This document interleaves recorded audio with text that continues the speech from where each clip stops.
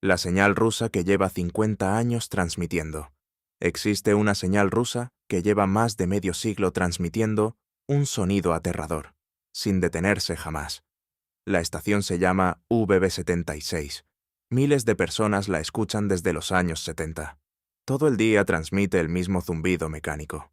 Pero lo extraño ocurre cuando el sonido se detiene, porque entonces una voz aparece pronunciando números y palabras sin sentido. Algunos creen que es un sistema secreto preparado para una guerra nuclear. Otros piensan que alguien sigue enviando mensajes ocultos. Lo más perturbador es que la señal continúa activa hoy mismo, y nadie sabe quién está detrás. Próximamente, el vídeo completo con este y otros misterios. La señal rusa que lleva 50 años transmitiendo.